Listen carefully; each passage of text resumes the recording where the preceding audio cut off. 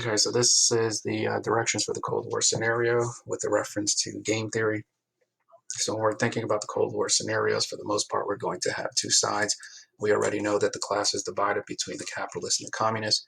Both sides will elect the leader. This leader over here will be determined by the people. The leader over here, or the people running for the election, will be determined by the Politburo.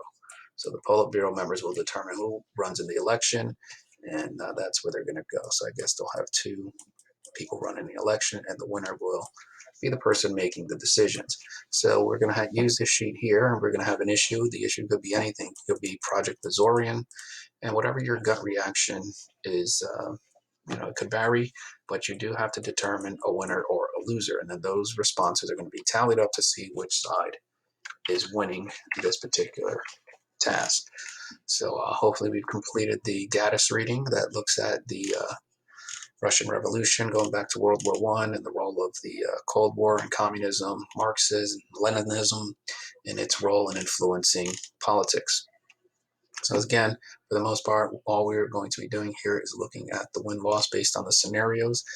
And the winner could be determined by a series of factors. It could be, based on your individual view, your stance on the Cold War, whatever. It really doesn't matter. What I do know is if you are put in a leadership position, you might want to consider, these particular items. This is how you go about winning, scoring an A in these particular areas.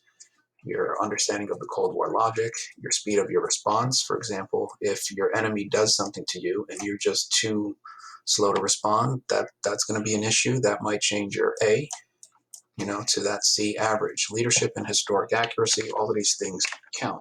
We also want to keep in mind game theory. Game theory is a RAND Corporation product of the Cold War, where they try to look at various scenarios to make the best decision. So for game theory, you have to understand the concept of utilizing your best move. So this is the prisoner dilemma that explains game theory, and then we'll make a connection to the Cold War. So in this scenario, you have two prisoners that have been arrested by the police. The police have a limited amount of information to really, find these individuals guilty of whatever the police are trying to accuse them of.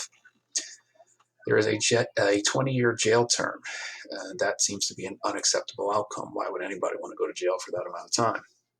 However, there is an opportunity for somebody to go free by defecting, which pretty much means you are going to confess. So in this scenario, again, since both parties, the police have limited information to really get a guilty, if they're going to go to court, take this to trial, that seems to be the variable here that's unknown. So here you have prisoner B, you have prisoner A. As we said before, it would be in both parties' best interest to remain silent. Remain silent, remain silent. Cops have limited amount of information to find these individuals guilty. Both get 1 year. Now here's where game theory becomes a problem, because game theory suggests you always want to use your best move, and you have to assume that your enemy or your adversary is going to use their best move in these situations. That forces you in a situation where you have to use your best move. So let's take a fight.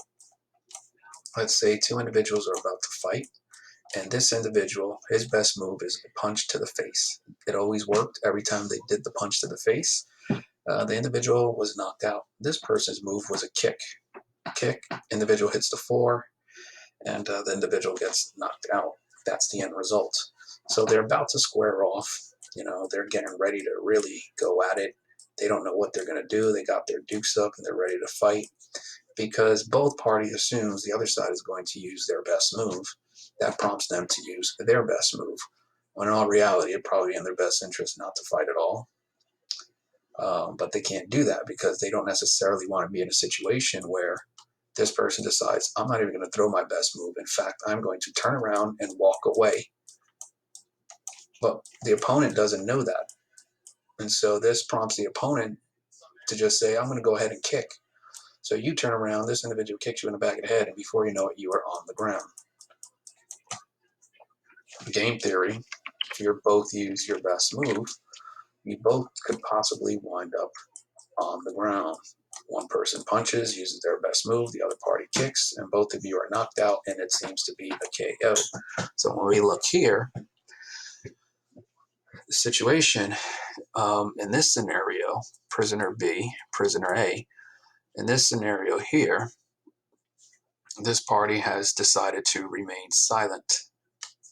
But because they remain silent, and this person right here, this prisoner in custody, has decided to confess. Basically, what he's doing is putting the blame on this individual. And since he's done that, he gets 0. He's getting 20 because they've put all the blame on prisoner B.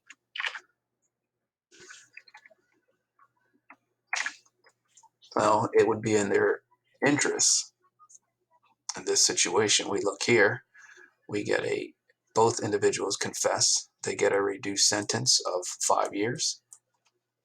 In this scenario, both have remained silent.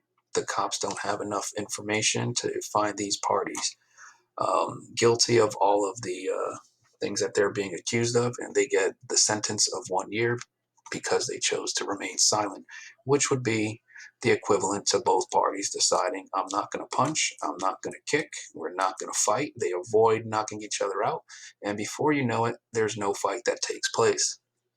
So in this scenario, I guess the complete opposite here. This person has chose to remain silent. This person has ratted on this individual, and as a result, this individual gets 0 years, this individual gets 20. So how does this play out in the Cold War? With the US and the Soviets, you always want to use your best move. So in this scenario here, we're talking about making nuclear bombs. Now, to avoid mutually assured destruction and destruction of the planet and their societies, it probably would be in both best interests to make no nukes. However, the game theory argues that your opponent is probably going to use their best move, which puts you in a position where you have to use your best move. So the United States, if they decide to not make nukes and the Soviets decide to make nukes, it will be a 0 to 80 gap of missiles, and that could be problematic. So because you don't trust the other side, like you don't trust the other side to remain silent, or you don't trust the other side to not fight, you decide to go ahead with your best move. So in this scenario, the US decides to make their nukes, and we could assume that the USSR are probably thinking, we're not going to be in a situation where we make 0 nukes and they make 80, which this prompts us to make 80. And then you wind up in a situation where both parties have 80 nukes, or both parties have used their best move. So this is the theory that's usually following Cold War decisions. You always want to use your best move, and you always want to put your enemy in a situation where they're at the mercy of you utilizing your best move. But again, it's all based on the assumption that they're going to use their best move, and you're trying to avoid a situation where they use their best move and you did not. That's game theory.